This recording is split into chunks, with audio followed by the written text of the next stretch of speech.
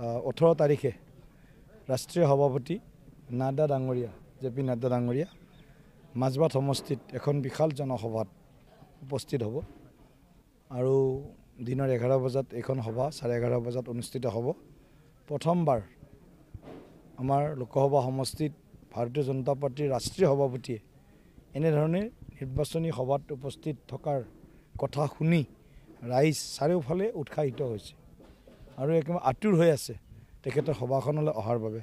আৰু এই সভাখনৰ বিভিন্ন ঠাইত প্ৰস্তুতি সভা আমি কৰি আছোঁ আৰু আজিও ৰাজ্যিক সভাপতি ডাঙৰীয়াৰ উপস্থিতিত ৰৌতাত আমি সেই সভাখনৰ প্ৰস্তুতিৰ বুজ লওঁ আৰু এতিয়া আহি আমি পানেৰী বাগানত আহিছোঁ।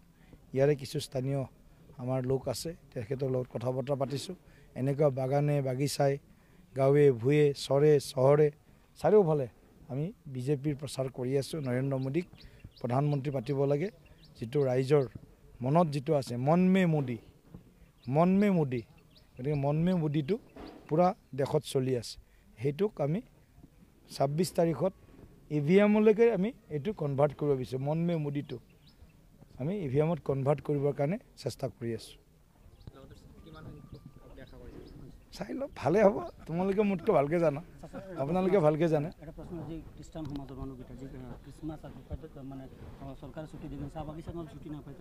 সব সমাজে আজি ডেভেলপমেণ্টৰ পক্ষত আছে, সব সমাজে উন্নয়ন বিচাৰে আৰু বিশেষকৈ ডিপ্ৰাইভ ছেকশ্যনটোক আমি বেছি গুৰুত্ব দি আছোঁ।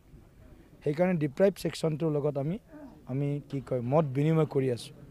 যিবিলাক বিভিন্ন ধৰণে বিভিন্ন অঞ্চলত তেওঁলোক বিভিন্ন সুবিধাৰ পৰা বঞ্চিত হৈছে, তেনেকুৱা ছেকশ্যনৰ লগত আমি কথা বতৰা পাতি আছোঁ।